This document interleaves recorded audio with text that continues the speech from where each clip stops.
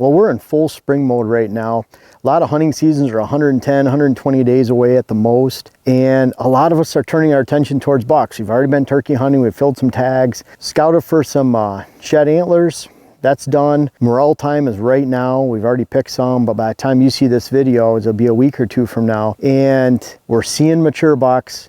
In fact, we have a picture of May 5th, I believe, last year, of Venti, the 20 point. And you could already see, you could already recognize him. He already had the split brow tines. He was about 15 inches wide already at that time. And so there's a lot of bucks. If they're huge, you can recognize them already in early to mid-May, let alone the end of May and early June.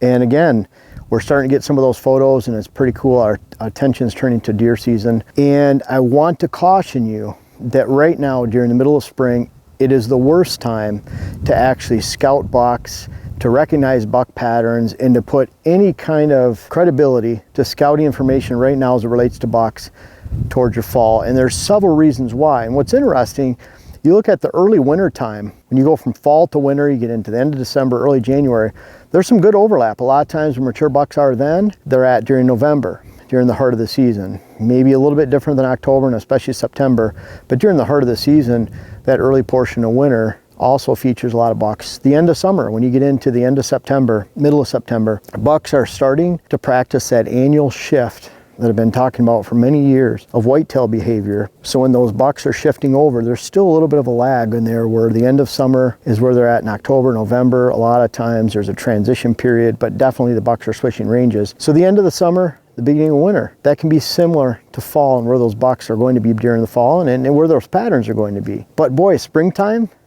is just the opposite of that. And so where bucks are on a water hole right now, where they're feeding out in the open, where you see them when you're driving around, where they cross a road, is that going to be where they're at during hunting season? And the answer is probably a strong no.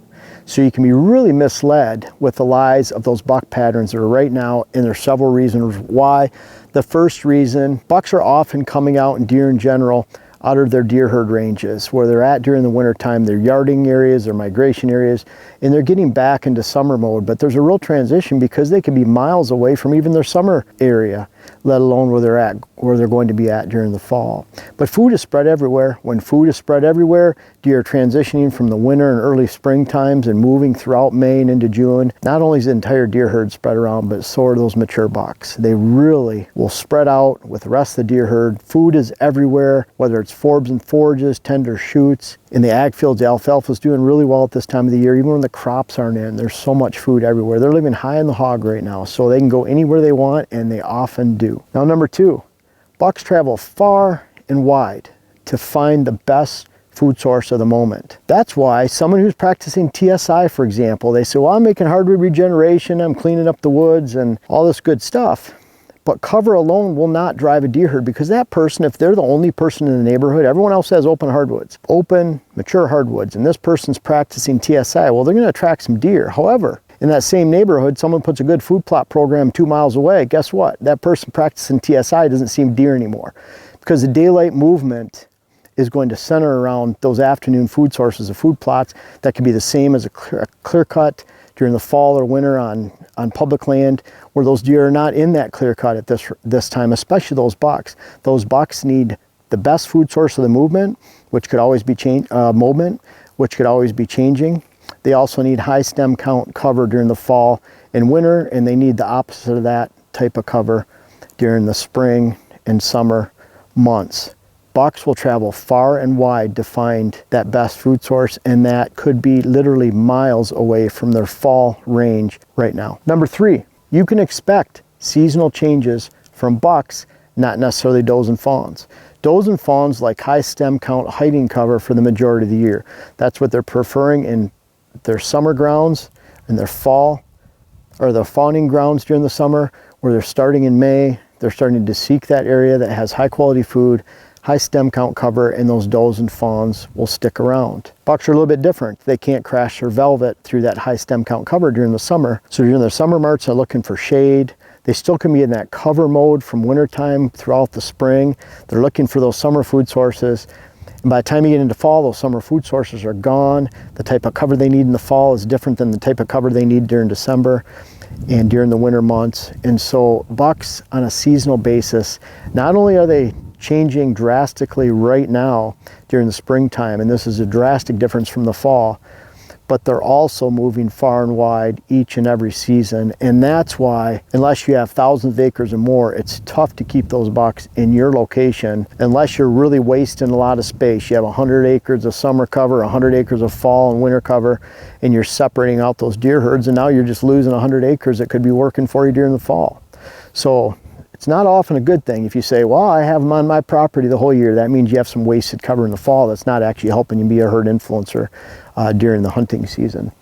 Number 4, obviously hunting pressure changes. There's very little pressure right now. There's a lot of woods around here that people aren't turkey hunting. They're not moving deer around, and deer can live anywhere. But when you get into those summer patterns that are created by hunters going into the same stand locations and same property and same access routes over and over again, the deer herd shifts immediately. That pressure could take place in September, could take place in October, November. But rest assured, if other people in the area are moving deer, because I don't want you guys to be moving deer and pushing deer around, but if other people are moving it, those mature bucks especially, does and fawns can get pushed around quite a bit. Does can take quite a bit of stress, even hunting stress. They'll just move a little bit. Their daylight patterns are a lot shorter, a lot smaller. Mature bucks, the older they become, what I've experienced is they have a few places that they call safe during the hunting season, and if they get kicked out of one, they'll just move to the other. And if that other already has great food and great cover, you might not even see them come back. A lot of people say, well, those bucks go nocturnal. It's not that they went nocturnal, it's just they left and they're a long ways away. The bottom line is hunting pressure is going to negatively affect mature buck movement and where their patterns are on a seasonal basis a lot more than does and fawns. It could push them a mile away or more during that time. Number 5, zero cover concerns right now. So bucks need high stem count cover during the fall, but it's not just high stem count cover and thick cover. Cover that's the opposite of the type of cover they need during the summer. But they need that thick cover that doesn't have an expression of hunting pressure on it that is negative to where those bucks move into that great cover and then move out simply because people are hunting and pressuring that land and pressuring that cover too much. Right now, very little hunting pressure to none at all, and that's just in the form of turkey hunting a little bit here and there, which there's not as many turkey hunters as whitetail hunters, and that pressure is light throughout the turkey season compared to opening day of gun. No hunting pressure. Cover concerns you don't have to worry about. They don't need thermal protection right now in May and June and going into July. In fact, they need open cover. That's everywhere.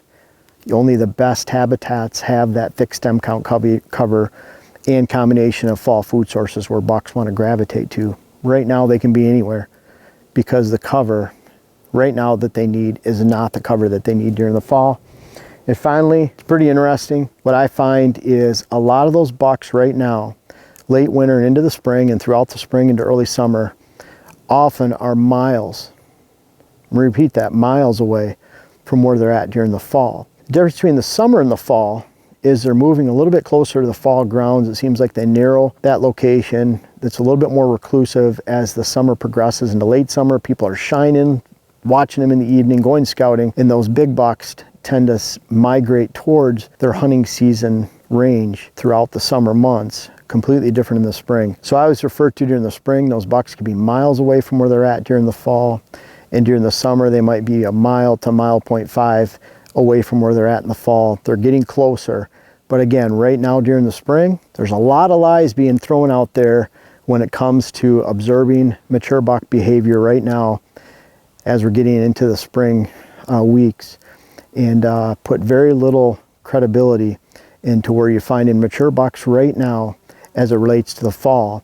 And then we have ways that you're scouting right now. What I'm actually looking at and what we're looking at when we're moving on our new land that we just purchased next to our home property, and what we're doing on the home property in year 2 and beyond. And there's certain things that we're looking at to build that buck hunt up successfully for the fall, and look for that video to come out soon here too. But really, don't fall victim to these spring lies from mature buck behavior. If you really start pointing your efforts towards where those bucks are going to be during the fall, you're going to be rewarded. And we're going to create a video for that right now because it's very critical. There's a lot of you that want to start planning for the fall right now for your buck hunt, but there's certain things that you have to look for, and they're not going to be included in what you're finding right now during the springtime. I just want you to apply the right information when you're really collecting all your intel for where your best hunt's going to be and where you're going to find success during this hunting season, not necessarily during the spring or summer months. Hey guys, I really appreciate you watching today's video. We're out here having some fun today. We're planting some switchgrass, cutting some timber, making some bedding areas, but most importantly, we're putting it all together, and that's critical. Any habitat improvements you're making, you can't just make improvements because it's a good spot. You have to link those together so that helps your hunt this fall. Really, I encourage you to check out my web classes. The link is in the description. It's helped a lot of folks design their properties and do what we're out here having fun doing right now.